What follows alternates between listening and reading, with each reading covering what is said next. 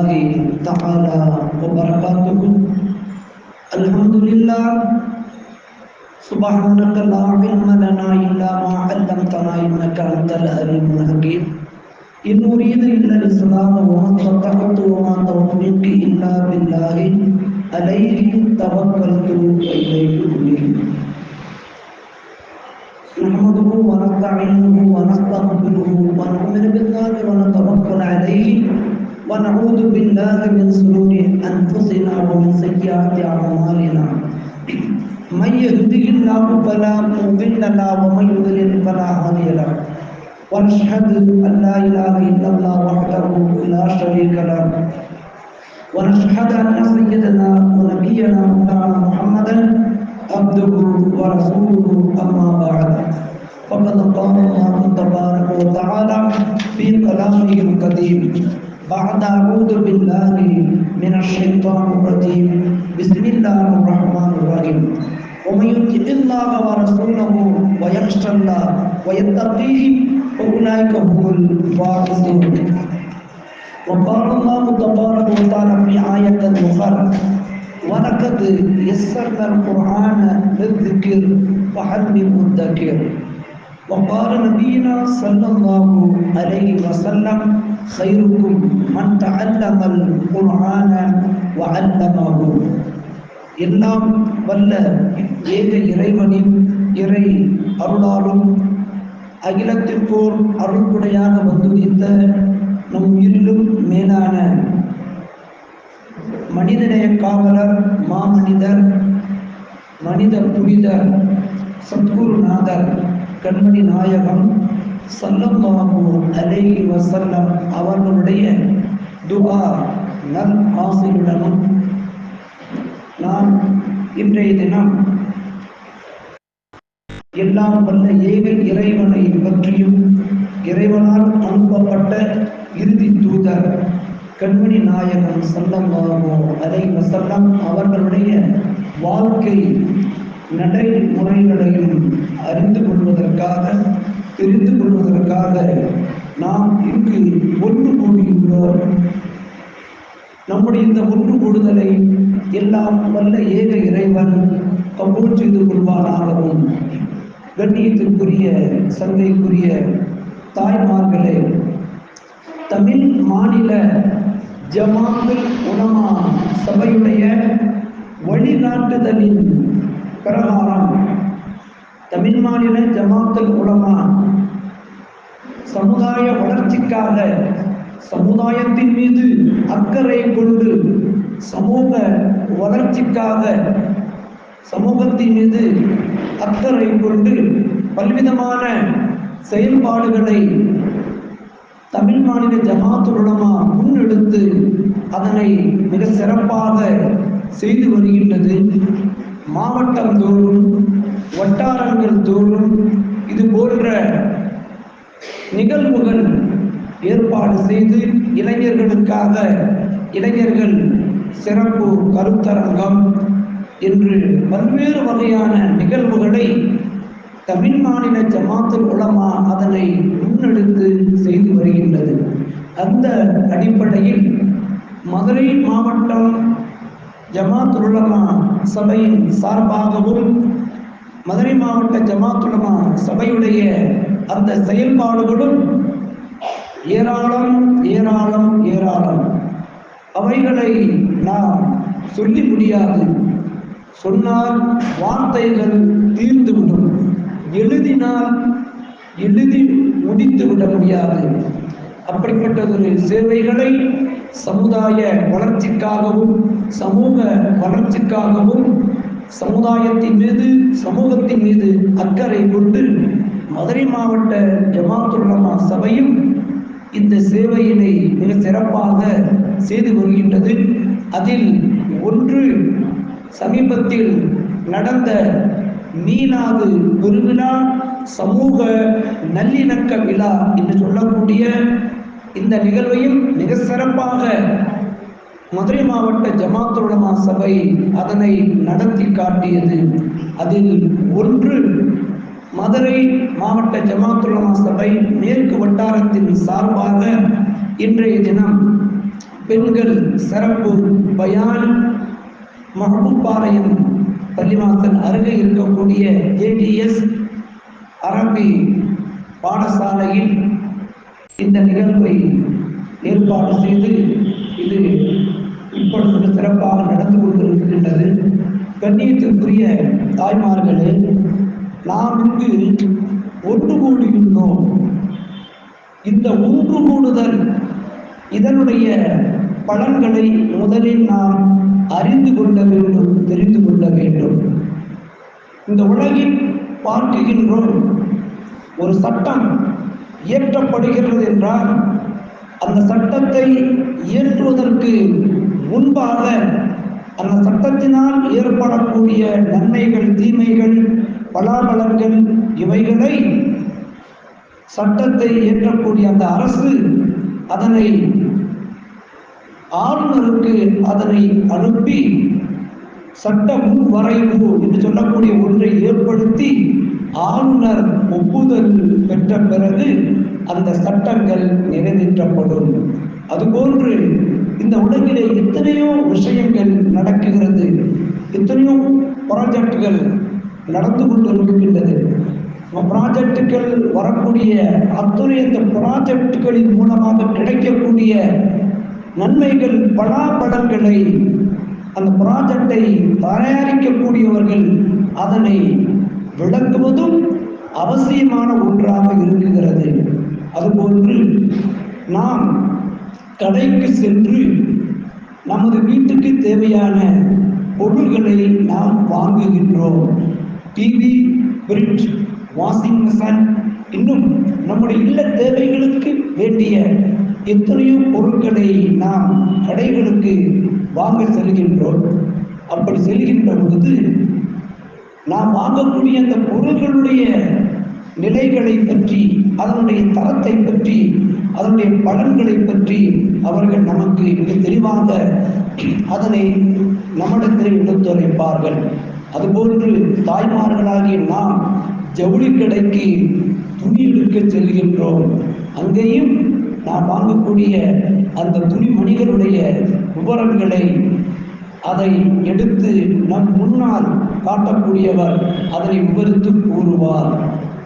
அதுபோன்று இன்றைய தினம் நாம் இங்கு ஒன்று கூடி இருக்குகின்றோம். நாம் ஒன்று கூடி இருக்கக்கூடிய இந்த ஒன்று கூடுதலுக்கு இருக்கக்கூடிய நன்மைகள், பலன்கள் என்னென்ன என்பதை நாம் முதலாக அறிந்து கொள்ள வேண்டும். கண்ணியமிகு, சந்தைமிகு தாய்மார்களே, பாசத்திற்குரிய சகோதரிகளே, ஒன்று கூடுதல் என்று சொல்லக்கூடிய இதனால் கிடைக்கக்கூடிய பலாபலன்கள், நன்மைகள், இதனை பற்றியும் நமது மஹபூபாளையம் பள்ளியிலே தலைமை இமாமாக பணி செய்து கொண்டிருக்கக்கூடிய ஆசிரியர் பெருந்தகை நவாப் அலி ஹதரத் பெருந்தகை அவர்களும் உங்களுக்கு இதனை மிக அழகாக அவர்கள் எடுத்துரைத்திருப்பார்கள்.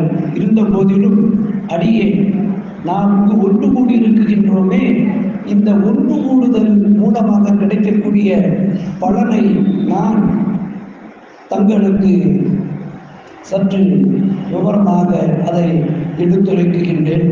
தாய்மார்கள், சகோதரிகள் அதனை மிக கவனமாக கேட்குமாறு தங்களிடம் கேட்டுக்கொள்கின்றேன். கண்ணியத்திற்குரிய தாய்மார்களே, நாம் இங்கு ஒன்று கூடி இருக்குகின்றோமே, இந்த ஒன்று கூடுதல் இறைவனுக்கு பிரியமானது, இறைவனின் அன்பை பெற்றது. இறைவனால் அனுப்பப்பட்ட இறுதி தூதர் கண்மணி நாயகம் ஸல்லல்லாஹு அலைஹி வஸல்லம் அவர்களுடைய அன்பையும் பெற்றது. நாம் கூடியிருக்கக்கூடிய இந்த ஒன்று கூடுதல், நாம் ஒன்று கூடியிருக்கக்கூடிய இந்த ஒன்று கூடுதலில் அல்லாஹ்வுடைய அமரர்கள், வானவர்கள் இங்கு இறங்குகின்றார்கள். வானவர்களுடைய வருகை இந்த இடத்திற்கு நமக்கு மிக சிறப்பு ஏற்படுத்துகின்றது. அல்லாஹ்வுடைய புறத்திலிருந்து சாந்தியும் அமைதியும் இறங்குகின்றது. அல்லாஹ்வால் பாராட்டப்படக்கூடிய ஒன்று கூடுதலாக இந்த ஒன்று கூடுதல் இருக்குகிறது. கண்ணியத்திற்குரிய தாய்மார்களே, கண்மணி நாயகம் ஸல்லல்லாஹு அலைஹி வஸல்லம் அவர்கள் ஒரு நாள் மஸ்ஜித் நபவியிலே ஆங்காங்கே சஹாபாக்கள் கூடி கூட்டம் கூட்டமாக அமர்ந்திருக்கின்றார்கள். அப்படி இருக்கின்ற பொழுது கண்மணி நாயகம் ஸல்லல்லாஹு அலைஹி வஸல்லம் அவர்கள் அல்லாஹுவை பற்றியும் அல்லாஹ்வுடைய தூதரை பற்றியும் எந்த இடத்திலே பேசப்படுகிறதோ, மார்க்கத்தினுடைய சட்ட திட்டங்களை, மார்க்கத்தினுடைய விஷயங்களை எங்கு போதிக்கப்படுகின்றதோ அந்த இடத்திலே, அந்த கூட்டத்திலே கண்மணி நாயகம் ஸல்லல்லாஹு அலைஹி வஸல்லம் அவர்கள் வந்து அமர்கின்றார்கள். இதிலிருந்து நமக்கு தெரிய வருகின்றது, கண்மணி நாயகம் ஸல்லல்லாஹு அவர்கள் எந்த கூட்டத்திலே அமர்ந்தார்களோ அந்த கூட்டம் சிறப்பிற்குரிய கூட்டம். அந்த ஒன்று கூடுதல் இறைவனுடைய அன்பையும் இறைவனுடைய நேசத்தையும் பெருமானார் ஸல்லல்லாஹு அவருடைய அன்பையும் பிரியத்தையும் வரக்கூடிய ஒன்று கூடுதலாக இருக்குகிறது. இன்னும் இது தொடர்பாக நாம் மாணவியுடைய மணிமொழியினையும் பார்க்கின்றோம். கண்மணி நாயகம் ஸல்லல்லாஹு அவர்கள் அழகாக எடுத்துரைப்பார்கள். இந்த உலகத்திலேயே இறைவனுக்கு மிக பிடித்தமான, இறைவன் மிக நேசிக்கக்கூடிய, இறைவனுக்கு மிக அன்பான இடம் எதுவென்றால் இறை இல்லம். இறை இல்லத்தை சார்ந்த இறைவனுடைய பேச்சுக்கள், இறை தூதருடைய பேச்சுக்கள் எங்கெல்லாம் பேசப்படுமோ அதுதான் இறைவனுக்கு பிடித்தமான இடம், இறைவனுக்கு ஓர்வமான இடம் என்று சொல்லி பார்க்கின்ற பொழுது கடை வீதியை உதாரணமாக கண்மணி நாயகம் ஸல்லல்லாஹு அவர்கள் அழகாக எடுத்துரைப்பார்கள். அந்த அடிப்படையிலே நாம் ஒன்று கூடியிருக்கூடிய இந்த ஒன்று கூடுதல் முதலாவதாக இறைவனின் அன்பையும் இறைவனின் நேசத்தையும் இறைவனின் திருப்பொருத்தத்தையும் பெற்றிருக்கக்கூடிய இந்த கூட்டத்திலே நம்மளை வல்ல இறைவன் ஒன்று கூட்டியமைக்காக அந்த வல்ல இறைவனுக்கு நாம் அனைவர்களும் முதலாக நன்றி செலுத்த கடமைப்பட்டிருக்கின்றோம். ஏனென்றால் இன்றைய தினம் நாம் பார்க்கின்றோம், மனிதர்களை, அது ஆண்களாக இருக்கட்டும் பெண்களாக இருக்கட்டும், அவர்களை வழிகேட்டிலேயும் வழி தவறும் செய்யக்கூடிய செயல்கள், நிகழ்வுகள் ஏராளம் இருக்குகிறது. இப்பொழுதும் கூட நமது பாசமிகு தாய்மார்கள், இங்கு இருக்கக்கூடிய தாய்மார்கள் அனைவர்களும் நமது பள்ளியுடைய தலைமை இமாம், மதரசாவுடைய ஆசிரியரும் ஆகிய ஹஜரத் பெருந்தகை அவருடைய உபதேசத்தை கேட்டு நாம் நம்முடைய வாழ்க்கையில் முற்றிலுமாக 99% நாம் இறைவனுக்கும் இறைவனின் இறுதி தூதருக்கும் நாம் கட்டுப்பட்டு நடக்கக்கூடிய தாய்மார்களாக, சகோதரிகளாக நாம் இருக்குகின்றோம். இருந்த பொழுதிலும் 1% தாய்மார்கள், சகோதரிகள் இன்னும் இன்றைய தினம் நாம் பார்க்கின்றோம். தொலைக்காட்சிகளிலே காலையில் இருந்து இரவு 12, 1, 2 மணி வரையிலையும் தொடர் நாடகங்கள், தொடர் நிகழ்வுகள், இது போன்ற செயல்கள், இது போன்ற அனைத்தும் அந்த தொலைக்காட்சியிலே உலாவிக் கொண்டிருக்கின்றது. இதிலேயும் தாய்மார்கள், சகோதரிகள் அதிகம் பார்வையிடக்கூடிய தாய்மார்களும் 1% பேர் இருக்கின்றார்கள். அவர்கள் கூட அவைகளையெல்லாம் விட்டுவிட்டு இறைவனுக்காக, இறைவனின் இறுதி தூதருக்காக இந்த இடத்தில் நாம் ஒன்று கூடியிருக்கின்றோமே. இந்த ஒன்று கூடுதல் தான் உலகத்திலே இருக்கக்கூடிய அனைத்து ஒன்று கூடுதல்களிலும் மிக சிறப்பிற்குரிய, உயர்வுக்குரிய ஒன்று கூடுதலாக இருக்குகிறது என்று சொன்னால் அதில் எந்த மாற்று கருத்தும் கிடையாது. கண்ணியமிகு, சங்கை மிகு தாய்மார்களே, நாமெல்லாம் இன்றைய தினம் மார்க்கத்தினுடைய சட்டத்திட்டங்களையும் மார்க்கத்தினுடைய விஷயங்களையும் அறிந்து கொள்வதற்காக, தெரிந்து கொள்வதற்காக வேண்டி நாம் இங்கு ஒன்று கூடியிருக்கின்றோம். இந்த ஒன்று கூடுதலின் மூலமாக கிடைக்கக்கூடிய பலன் இரண்டாவது கல்வி. கல்வியை நாம் எங்கிருந்து, அது யாரிடத்திலும் பெற்றுக்கொள்ளலாம். கல்விக்கு வயது ஒரு தடை அல்ல. கல்விக்கு முடிவு என்பதும் கிடையாது. கல்வியிலே 3 வகையான கல்விகள் இருக்கின்றது.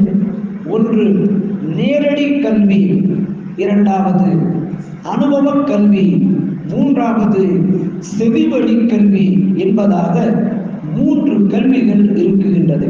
அந்த அடிப்படையிலே நாம் இன்றைய தினம் நேரடி கல்வி, ஆசிரியர்களிடம் மண்டியிட்டு நேரடியாக கல்வியை பயின்று அதன் மூலமாக தங்களுக்கு மார்க்கத்துடைய சட்ட திட்டங்களை எடுத்துரைக்கக்கூடிய கல்வியும்,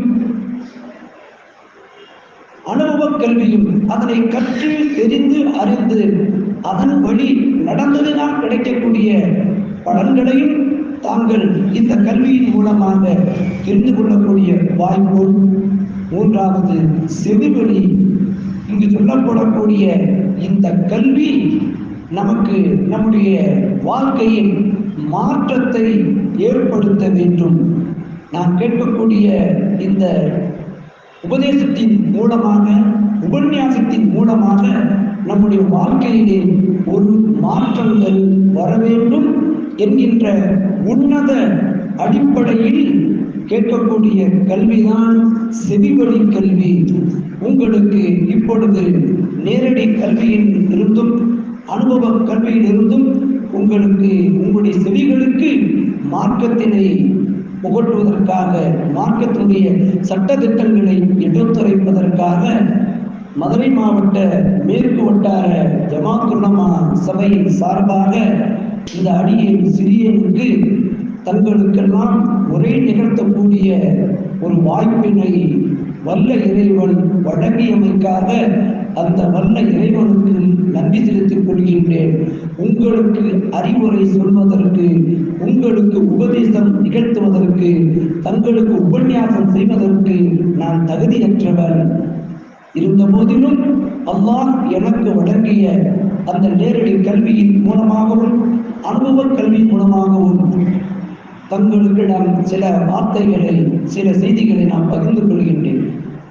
அருமைக்குரிய தாய்மார்களே, சகோதரிகளே, இந்த உலகிலே கல்வியுடைய விஷயத்தில் நாம் பார்க்கின்றோம். கல்வி என்பது அதற்கு வயதில்லை, முடிவு இல்லை. இந்த உலகிலே நாம் பயன்படுத்தி முடித்தவுடன் இது தேவையில்லை என்பதாக தூக்கி எறியக்கூடிய பொருள்களிலும் நமக்கு பயன் இருக்கிறது.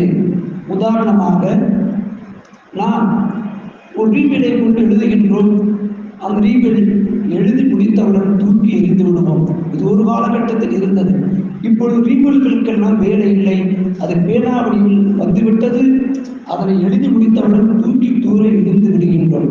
அதுபோன்று தேங்காய் நார், அந்த தேங்காய் தென்னை மரத்திலிருந்து தேங்காயை உரித்து அதிலிருந்து தேங்காய் வெளியே எடுத்தவுடன் அந்த சக்கையை தூக்கி வெளியே எறிகின்றார்கள். ஆனால் அதிலிருந்தும் பல பிரயோஜனங்கள், பல நன்மைகள் கிடைக்கிறது. இது போன்றுதான் நாம் எதையும் தேவையில்லை என்று யாரையும் நாம் உதாசீனமும் நாம் செய்து விடக்கூடாது. யாரின் மூலமாவது அல்லாஹ் தஆலா நமக்கு நன்மையை நாடுவார். அந்த அடிப்படையிலே ஜப்பான் நாட்டுடைய அரசாங்கம் ஒரு சட்டத்தை இயற்றுகின்றது. என்ன சட்டம்? வயது முதிர்ந்தவர்கள் நாட்டுக்கு தேவையில்லை, அவர்களை நாட்டை விட்டும் அப்புறப்படுத்தி விட வேண்டும் என்று ஜப்பான் நாட்டிலே ஒரு சட்டம் அது நடைமுறைப்படுத்தப்பட்டிருக்கிறது. இந்த சட்டம் நடைமுறையில் இருந்து கொண்டிருக்கிறது. அப்படி இருக்கக்கூடிய நிலையில் ஒருவர் தனது தந்தை, வயதான அந்த தந்தையை அரசாங்கத்தினுடைய அந்த சட்டத்திற்கு உட்பட்டு அவரை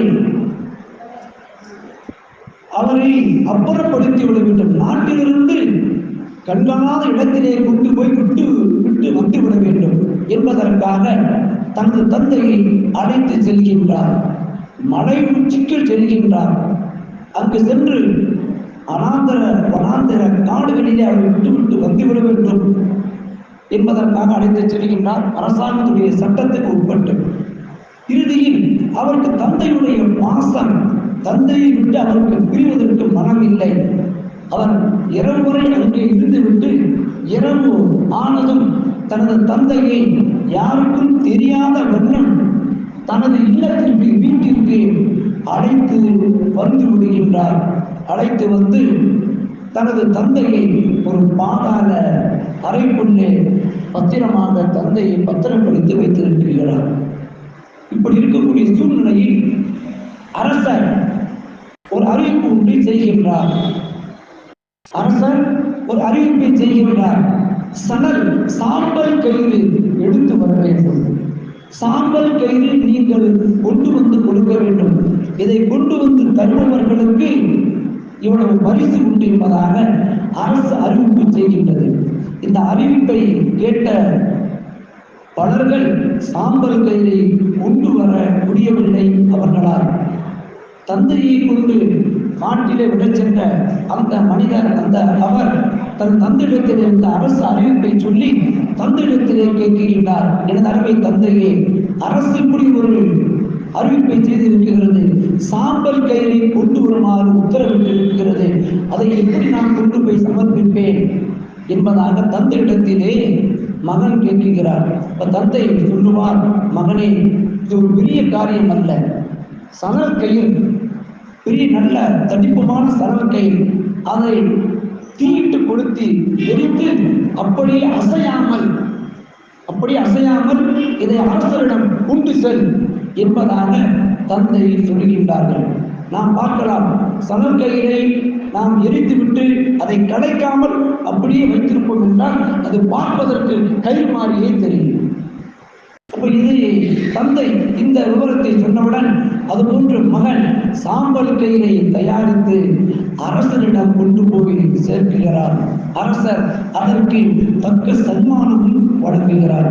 அதுபோன்று இரண்டாவது ஒரு அறிவிப்பு ஒன்று செய்கின்றார். தட்டாமல் ஒளி எழுப்பக்கூடிய தாளம், தட்டாமல் இப்பொழுது இருக்கக்கூடிய தாளங்களை பார்க்கிறோம், அது தட்டினா தான் ஒளி வரும். ஆனால் தட்டாமல் என்ன செய்ய வேண்டும்? ஒளி எழுப்ப வேண்டும். அப்படிப்பட்ட ஒரு தாளத்தை யார் கொண்டு வந்து சமர்ப்பிக்கின்றார்களோ அவர்களுக்கும் தக்க சன்மானம், தக்க பரிசு வழங்கப்படும் என்பதாக அரசு அறிவிக்கிறது. இதையும் செவிமடுத்து விட்டு தனது தந்தையிடம் வந்து அவர் கேட்பார், என்னுடைய தந்தையே, இது போன்ற அரசு ஒரு அறிவிப்பை செய்திருக்கிறது, தட்டாமல் ஒளியிருக்கும் தாளம் எது என்பதாக தந்தையிடத்திலே கேட்கின்ற போது தந்தை மகனிடத்திலே சொல்லுவார், மகனே, ஒரு மக்கரத்தை தயார் செய்.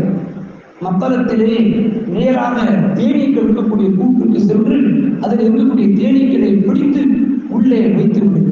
இதை அசையாமல் அப்படியே எடுத்து அரசரிடம் கொண்டு போய் சேர் என்பதாக தந்தை மகனுக்கு சொல்லி காட்டுகின்றார். அதுபோன்று மகன் மக்கரத்தை தயாரித்து தேனியை பிடித்து உள்ளே அசையாமல் வைத்து அரசரிடம் கொடுத்து சொல்கின்றார். அரசர் அதை இங்கும் அங்கும் அசைக்கின்ற பொழுது அந்த தாளம் தட்டாமலே ஒளி எழுப்புகின்றது. இவர்களை கண்டு ஆச்சரியம் அடைந்த அரசர் அந்த மகன் அவரிடத்திலே கேட்பார், தம்பி, உனக்கு இவைகளெல்லாம் எப்படி தெரியும் என்பதாக. அதற்கு அந்த மகன் சொல்லி காண்பிப்பார், அரசே, நீங்கள் யாரை தேவையில்லை என்று, யார் அவசியமில்லை என்று நாட்டை விட்டு அவரை அப்புறப்படுத்த வேண்டும் என்று சொன்னீர்களோ அப்படிப்பட்ட முதிர் வயதை அடைந்த எனது தந்தையிடமிருந்து இந்த கல்வியை நான் கற்றேன் என்பதாக அந்த மனிதர் அங்கு சொல்லி காண்பிக்கின்றார். இதிலிருந்து அரசர் ஒரு பாடம் பெறுகின்றார். அன்று முதல் வயது முதிர்ந்தவர்கள் அவர்களிடத்திலேயும் சில படிப்பினைகள், சில கல்விகள் இருக்கும். வயது முதிர்ந்தவர்களை இவர்கள் வயசாகிவிட்டது, நமக்கு தேவையில்லை, இவர்கள் மதிக்கவில்லை என்று சொல்லக்கூடிய இடத்திற்கு நாம் வந்துவிடக்கூடாது. வயது முதிர்ந்தாலும் அவருடைய அறிவு முதிர்வதில்லை, அவருடைய அறிவு என்றும் இளமையாக இருக்குகிறது. வயது முதிர்ந்தவர்களிடத்திலேயும் நாம் நம்முடைய கல்விகளை நாம் கேட்டு தெரிந்து கொள்ள வேண்டும். அதுபோன்று அண்டையிலிருந்து வயது முதிர்ந்தவர்கள் யாரையும் அரசர் நாட்டை விட்டு அப்புறப்படுத்தவில்லை, நாட்டிலேயே அவர்கள் தங்கி இருக்க வேண்டும் என்ற ஒரு சட்டத்தை அவர் மாற்றி இயக்குகிறார். ஆக கண்ணியத்திற்குரிய தாய்மார்களே, இப்ப கல்வியை எங்கு கிடைத்தாலும், அது யார் மூலமாக கிடைத்தாலும், அந்த கல்வியை நாம் கவனமாக பணிவாக அந்த கல்விக்கு மரியாதை கொடுத்து சொல்லப்படக்கூடிய வார்த்தைகளை நாம் செவிதாழ்த்தி கேட்க வேண்டும். எத்துணை முறை நாம் அதை கேட்டிருந்தாலும் இப்பொழுதுதான் இதை நான் கேட்கிறேன், புதிதாக கேட்கிறேன் என்று சொல்லக்கூடிய எண்ணத்தில், அந்த பாணியில், அந்த துணியில் அந்த கல்விகள் மூலமாக கிடைக்கக்கூடிய சட்டங்களை நாம் செவிமடுக்க வேண்டும்.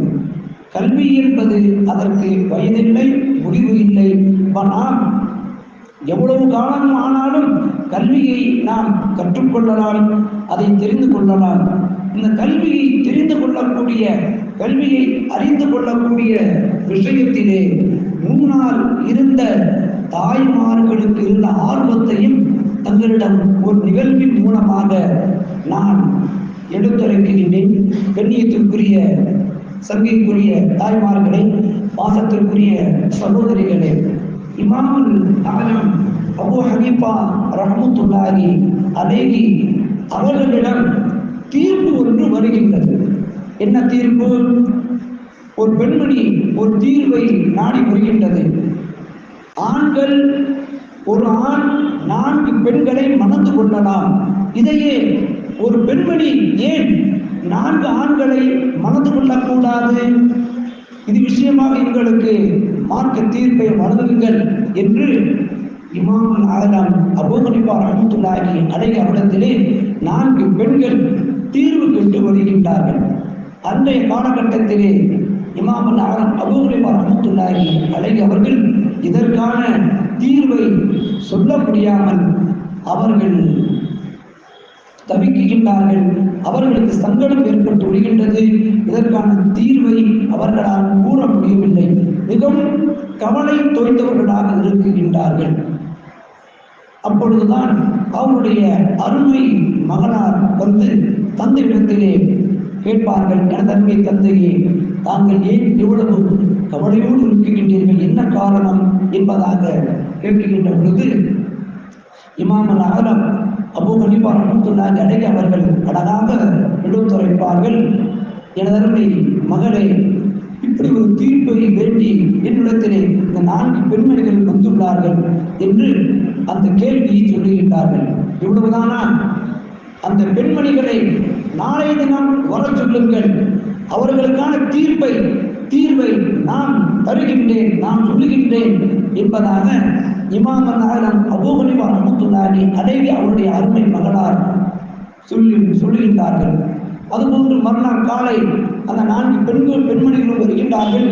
வந்தவுடன் அவரிடத்திலே இமாமுல் ஆலம் அபூ ஹனீஃபா ரஹ்மத்துல்லாஹி அலைஹி அவர்கள், நீங்கள் நாளைய தினம் வாருங்கள், உங்களுக்கு இதற்கான பதில் கிடைக்கும் என்று சொல்லி அனுப்பி வைத்து விடுகின்றார்கள். மறுநாள் 4 பெண்களும் அந்த கேள்விக்கான தீர்ப்பை நாடி வருகின்றார்கள். வந்ததும் இமாமுல் ஆலம் அபூ ஹனீஃபா ரஹ்மத்துல்லாஹி அலைஹி அவர்கள் தங்களது அருமை மகனார் அவர்களை அழைத்து, அம்மா, இதோ அவர்களுடைய கேள்விக்கு நீ பதில் கொடு என்பதாக சொல்லுவார்கள். உடனே இமாமுல் ஆலம் அபூ ஹனீஃபா ரஹ்மத்துல்லாஹி அலைஹியுடைய அருமை மகனார் அவர்கள் வந்திருக்கக்கூடிய 4 பெண்மணிகளிடத்திலேயும் நீங்கள் 4 பெண்மணிகளும் 4 விதமான பாலை எடுத்து வர வேண்டும். ஆட்டுப்பால், மாட்டுப்பால், ஒட்டகப்பால், எருமைப்பால், 4 பேரும் 4 விதமான பாலை கொண்டு வாருங்கள் என்று சொல்லி அனுப்புகின்றார்கள். அதுபோன்று அந்த பெண்மணிகள் 4 பேரும் சென்று 4 விதமான பாலை எடுத்து வருகின்றார்கள். எடுத்து வந்தவுடன் அந்த 4 பேரும் கொண்டு வந்த அந்த பாலை ஒரு சட்டியிலே மொத்தமாக ஊற்ற சொல்லி விடுகின்றார்கள். 4 பெண்மணிகள் கொண்டு வந்த பால் ஒரே சட்டியில் ஊற்றப்பட்டு விட்டது. இப்பொழுது சொல்வார்கள், நீங்கள் கொண்டு வந்த அந்த பாலை தனித்தனியாக பிரித்து விடுங்கள் என்பதாக. அந்த பெண்மணிகள் 4 பெண்மணிகளும் இப்படி திளைத்து நிற்கின்றார்கள். அது எப்படி முடியும்? இந்த பாலை எப்படி பிரித்து எடுக்க முடியும் என்பதாக திளைத்து நிற்கின்றார்கள். இது எப்படி முடியாதோ இது போன்றுதான் ஒரு பெண்மணி 4 ஆண் மகனை மனம் முடித்தால் அந்த மணமகன் யாரை அந்த மணமகன் மூலமாக யாரின் மூலமாக குழந்தை பிறந்தது என்பதை தங்களால் கண்டுபிடிக்க இயலாது. ஆகவேதான் அல்லாஹ் தஆலா ஒரு ஆண் 4 பெண்களை திருமணம் செய்து கொள்ளலாம், பெண்களுக்கு 4 ஆண்களை திருமணம் செய்வது தடை செய்யப்பட்டுள்ளது என்கின்ற தீர்ப்பை அழகிய முறையிலே அந்த 4 பெண்மணிகளுக்கும் அழகாக எடுத்துரைக்கின்றார்கள். இதை கேட்டவுடன் இமாம் அல்-ஆலம் அபூ ஹனீஃபா ரஹ்மத்துல்லாஹி அலைஹி அவர்கள் மகிழ்ச்சி அடைந்து தனது அருமை மகளார் அவரிடத்திலே கேட்பார்கள், அருமை மகள் உனக்கு என்ன வேண்டும் கேள் என்பதாக. அப்பொழுதுதான் அந்த மகளார் சொல்லி காண்பிப்பார்கள், சங்கைக்குரிய பாசத்திற்குரிய தாய்மார்களில் இமாம் அல்-ஆலம் அபூ ஹனீஃபா ரஹ்மத்துல்லாஹி அவருடைய இயற்கை பெயர் நுஅமான் இப்னு சாபித் என்பதுதான் அவர்களின் இயற்கை பெயர். அப்போ அந்த மகள் கேட்கிறது, மகள்கிட்ட சொல்லி இன்னொன்று கேளுப்பாங்க. மகள் சொல்லும், என் அருமை தந்தையை தங்களுடைய பேரோடு என்னுடைய பேரை எடுத்துக் கொள்ளுங்கள் என்பதாக மகள் சொல்லும். மகள் சொன்னதிலிருந்து மகளுடைய பெயர் ஹனீஃபா. அங்கிருந்து அவர்கள் அபூ ஹனீஃபா, ஹனீஃபாவின் தந்தை என்று இன்று வரையிலும் கியாமத் நாள் வரையிலும் அவர்கள் அழைக்கப்படுகின்றார்கள். அவர்களுடைய மார்க்கத்தை தான் நாம் இப்பொழுது பின்பற்றி மதுஹபுகள் 4, முதலாவதாக ஹனபி மதுஹப் இமாம் அல்-ஆலம் அபூ ஹனீஃபா ரஹ்மத்துல்லாஹி அலைஹி மார்க்கத்தில் தான் நாம் இருந்து கொண்டிருக்கின்றோம். கண்ணியத்திற்குரிய சங்கைக்குரிய தாய்மார்களே, இன்னும் நான் பயானுடைய தலைப்புக்கே வரவில்லை. கண்ணியத்திற்குரிய சங்கைக்குரிய தாய்மார்களே, இவ்வளவு நேரம் உங்களிடத்திலே முகத்திமா முன்னுரை தான் நிகழ்த்தப்பட்டிருக்கின்றது. இன்னும் பயானுடைய தலைப்புக்கு வரவில்லை. நான் எடுத்துக்கொண்ட இன்றைய பயானின் தலைப்பு வாழ்வில் பேண வேண்டிய முத்தான 3 அமல்கள். நம்மிடத்திலே எப்பொழுதும் என்றென்றும் நிரந்தரமாக இருக்க வேண்டிய 3 அமல்கள், அதுவும் தரமாக நிரந்தரமாக இருக்க வேண்டும். இந்த 3 அமல்கள் நம்மிடத்திலே நம்முடைய உடலிலே உயிர் மூச்சு இருக்கும் வரையிலேயும் தரமாக நிரந்தரமாக இருக்கும் என்றால் நாம் இவ்வுலகத்திலேயும் வெற்றிக்குரியவர்களாக, சங்கைக்குரியவர்களாக, உயர்வுக்குரியவர்களாக வாழலாம். அதுபோன்று நாளை மறுமையிலேயும் வெற்றி பெற்றவர்களாக, வெற்றிக்குரிய மனிதர்களாக, சங்கைக்குரிய கண்ணியத்துக்குரிய மனிதர்களாக நாம் அங்கும் ஆகலாம். நாம் நம்முடைய வாழ்விலே கடைபிடிக்க வேண்டிய முத்தான 3 அமல்கள்.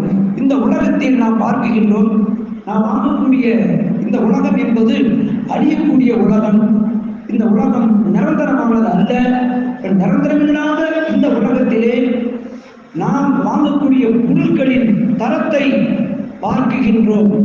நம்முடைய குழந்தைகளை காலேஜில் சேர்க்க வேண்டும் என்றாலும் காலேஜ் விட்டுடுங்க, ப்ரீ கேஜியில் கொண்டு நம்ம குழந்தைகளை சேர்க்கணும். நாம் என்ன செய்யறோம், இந்த பள்ளிக்கூடம் நம்முடைய குழந்தைக்கு நல்ல கல்வியை தருமா, தரமான கல்வியை தருமா என்பதாக பார்க்கின்றோமா இல்லையா?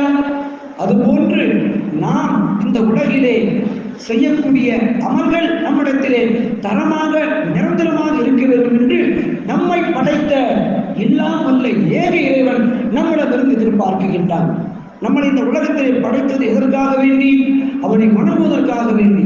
ஒமா கலத்துல் ஜின்ன வல் இன்ஸ் இல்லா லியஅபுதுன் என்பதாக அல்லாஹ் சொல்லி காண்பிக்கின்றான். அவனை வணங்கக்கூடியவர்களுக்கு அவன் தரக்கூடிய அன்பளிப்பு பரிசு எது? ஜன்னத்துல் ஃபிர்தௌஸ் என்று சொல்லக்கூடிய அந்த உயர்ந்த சொர்க்கம்.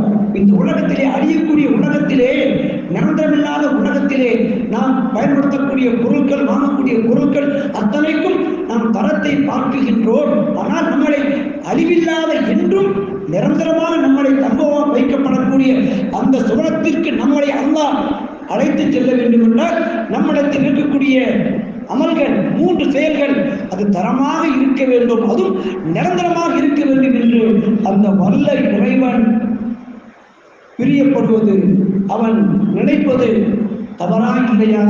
சொல்லுங்க தாய்மார்களே.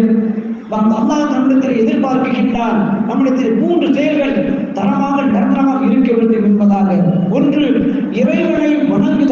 ஸலாத், 5 நேரமும் பாங்கு சொன்னவுடன் அந்த இறைவனை நாம் வணங்க வேண்டும், வழிபட வேண்டும். இந்த செயல்களும் நம்மிடத்திலே உடலிலே உயிர் இருக்கின்ற வரைக்கும் அதை நாம் நிறைவேற்ற வேண்டும். இந்த உலகமும் இதன்படிதான் இயங்கிக் கொண்டிருக்கின்றது. இந்த உலகத்தில் 24 மணி நேரமும் பாங்கு ஒலிக்கப்படாத இடமே இல்லை. 24 மணி நேரமும் இறைவனை வணங்கப்படாத இடங்களும் இல்லை. உலகத்தினுடைய உயிர் மூச்சும் இதுதான் இருக்குகின்றது. எப்பொழுது இறைவனை வணங்குவது நின்று விடுமோ அப்பொழுது உலக இயக்கமும் நின்றுவிடும். அதுபோன்று நம்முடைய உடலிலே உயிர் இருக்கும் வரையிலையும் நாம் தொழுகையை, அதுவும் பெண்கள் தாய்மார்கள் வக்து வந்தவுடனே நம்முடைய இல்லங்களில் இருக்கக்கூடிய நம்முடைய அம்மா சகோதரி இவர்களே ஒன்று கூட்டி நாம் ஜமாத்தாக தொழுதாலும் அதுவும் நமக்கு நன்மையான செயல்தான். ஆண்கள் பள்ளியிலே இமாம் ஜமாத்தோடு தொழுகின்றார்கள், அவர்களுக்கு 27 மடங்கு நன்மை கிடைக்கிறது. இதய செயலை நாம் நம்முடைய இல்லத்திலே நம்முடைய பிள்ளைக்குட்டியோட, நம்முடைய சொந்த பந்தத்தோட, நம்முடைய உறவுகளோட நாம் இமாமாக அந்த தொழுகையை நிறைவேற்றினால் அந்த 27 மடங்கு நன்மை கிடைக்குமா இல்லையா? சொல்லுங்க தாய்மார்களே, கிடைக்குமா இல்லையா? கிடைக்கும். அதுபோன்று நாம் நம்முடைய வாழ்நாள், நம்முடைய உடலிலே உயிர் மூச்சு இருக்கின்ற வரைக்கும் இந்த தொழுகையை நாம் நிறைவு செய்ய வேண்டும். இரண்டாவதாக திலாவத், இறைவனால் இறக்கி வைக்கப்பட்ட உயர்மறை, திருமறை, வான்மறை, உலக பொதுமறை இந்த திருக்குர்ஆனை நாம் அனுதினமும் நாம் ஓதிட வேண்டும். அதைத்தான் அல்லாஹ் திருக்குர்ஆனிலே சொல்லி காண்பிக்கின்றான். ஆரம்பத்தில் சொல்லி காண்பித்தேன், வலக்கத் யஸ்ஸர்னல் குர்ஆன லிذிக்ரி ஃபஹல் மின் முத்தகீர். இந்த இறைமறையை யார் ஓத வேண்டும், உணர வேண்டும் என்று நாடுவார்களோ அவர்களுக்கு இதனை எளிதாக இலகுவாக ஆக்கி வைத்திருக்கிறோம் என்பதை அல்லாஹ் சொல்லி காண்பிக்கின்றான். அப்படிப்பட்ட அந்த இறைமறையை நாம் அனுதினமும் ஓத வேண்டும், பொருள் அறிந்து ஓத வேண்டும். இந்த திருமறையை நம்முடைய வாழ்நாள் முழுவதும் நாம் ஓதிக்கொண்டே இருக்க வேண்டும். இந்த திருமறையை ஓதுவதன் மூலமாக கிடைக்கக்கூடிய சிறப்புகளும் மாண்புகளும் உயர்வுகளும் ஏராளம் இருக்குகிறது. அந்த தொழுகையினுடைய சிறப்புகளும் ஏராளம் இருக்குகிறது. இன்னும் மூன்றாவதாக, இந்த உலகம் யாருக்காக படைக்கப்பட்டதோ, யாரை படைக்கிறது என்றால் இந்த உலகத்தை நாம் படைத்திருக்க மாட்டேன் சொல்லி காண்பிக்கின்றானோ அத்தகைய சத்திய திருத்தூதர் நம் உயிரிலும் மேலான கண்மணி நாயகம் ஸல்லல்லாஹு அவர்கள் மீது ஸலவாத்து கூறுவது, இந்த ஸலவாத்தை கூறுவதும் நம்முடைய உடலில் உயிர் மூச்சு இருக்கின்ற வரைக்கும் நாம் சொல்லிக் கொண்டே இருக்க வேண்டும். ஸலவாத்து மூலமாக கிடைக்கக்கூடிய பலாபலங்களும் நிறைய இருக்கிறது. அது ஒன்றை சொல்லிக் கொண்டிருக்கின்றேன். ஒரு மனிதன் ஆணாக இருக்கட்டும் பெண்ணாக இருக்கட்டும் நபி மீது 10 தடவை ஸலவாத்தை கூறுவார் என்றால் ஜிப்ரீல் அலைஹிஸ்ஸலாம் அவர்களை சிராத்துல் முஸ்தகீம் பாலத்திலே கடப்பதற்கு உதவியாக நான் இருப்பேன் என்பதாக சொல்லி காட்டுகின்றார்கள். மீகாயில் அலைஹிஸ்ஸலாம் அவர்கள் 10 தடவை ஸலாத்தை கூறுபவருக்கு ஹவுதுல் கௌசர் என்னும் நீர் தடாகத்திலே பெருமானாருடைய திருக்கரம் பிடித்து நீர் அருந்துவதற்கு நான் உதவியாக இருப்பேன் என்பதாக மீகாயில் அலைஹிஸ்ஸலாம் அவர்கள் சொல்லி காண்பிக்கின்றார்கள். இஸ்ராஃபீல் அலைஹிஸ்ஸலாம் அவர்கள் இந்த ஸலவாத்தை 10 தடவை கூறக்கூடியவர்களுக்கு அவருடைய அவருடைய பாவங்கள் மன்னிக்கப்படுவதற்காக சஜ்தாவிலே இருந்து அவருடைய பாவங்கள் மன்னிக்கப்படுகின்றவரை அல்லாஹ்விடத்திலே மன்றாடுவேன் என்பதாக இஸ்ராஃபீல் அலைஹிஸ்ஸலாம் அவர்கள் சொல்லி காட்டுகின்றார்கள். இஸ்ராயில் அலைஹிஸ்ஸலாம் அவர்கள் இந்த ஸலவாத்தை மாநபியின் மீது 10 தடவை கூறுவதற்காக வேண்டி நபிமார்கள் ரூகை கைப்பற்றுவதை போன்று அவர்கள் ரூகை கைப்பற்றுவேன் என்பதாக இஸ்ராயில் அலைஹிஸ்ஸலாம் அவர்கள் சொல்லி காண்பிக்கின்றார்கள். இன்னும் மாநபியின் மீது கூறக்கூடிய ஸலவாத்துக்குரிய நன்மைகளும் பலாபலங்களும் ஏராளம் இருக்கின்றது. இது போன்ற நல்ல விஷயங்களை மக்களிடத்திலே எடுத்துரைக்க வேண்டும், மக்களுக்கு போய் சென்று அடைய வேண்டும் என்கின்ற உன்னத நோக்கத்தில் தான் தமிழ் மாநில ஜமாத் உலமா சபை இந்த மாதிரி நிகழ்வுகளை மாவட்டம் தோறும் வட்டாரந்தோறும் நடத்துகின்றது. அந்த அடிப்படையில் தான் மதுரை மாவட்டம் மேற்கொட்டாரத்தின் சார்பாக இன்றைய தினம் பெண்கள் பயான் நிகழ்வை மேற்கொட்டாரத்தின் சார்பாக மௌபாலை மறையில் இருக்கக்கூடிய இந்த மகசால் ஏற்பாடு செய்யப்பட்டு தாங்கள் எல்லாம் அதை அழகிய முறையில் செலுமளித்தீர்கள். எல்லாம் அந்த ஏக இறைவன் கல்விக்கு நாம் கொடுக்கக்கூடிய மரியாதை என்னவென்றால் நாம் எதை கேட்டோமோ அதை நம்முடைய வாழ்விலை எடுத்து நடக்க வேண்டும். அதனால் மூன்றாவதாக நாம் கல்விக்கு தர வேண்டிய மரியாதை. அந்த அடிப்படையிலே நாம் எதை செவிப்படுத்தோமோ அதன் வழி நடந்து எல்லாம் உள்ள ஏக இறைவனின் இறை அருளையும் இறைவனால் அனுப்பப்பட்ட அனுப்பப்பட்ட இறுதி தூது அவருடைய துவாவையும் ஷபாஅத்தையும் பெற்று ஜன்னத்துல் ஃபிர்தௌஸின் உயர்ந்த சுவனத்திலே இங்கு ஒன்று கூடியிருப்பதை போன்று நாளைக்கு மறுமையிலே ஜன்னத்துல் ஃபிர்தௌஸிலே நம்ம அனைவர்களையும் எல்லாம் ஏகதேவன் நம்மளை ஒன்று கூட்டுவானார் என்று துவா செய்து நிறைவு செய்து கொள்கின்றேன். வாஹிர் தஅவானா அல்ஹம்துலில்லாஹி ரப்பில் ஆலமீன். அஸ்ஸலாமு அலைக்கும் வரஹ்மத்துல்லாஹி தஆலா வபரகாத்துஹு.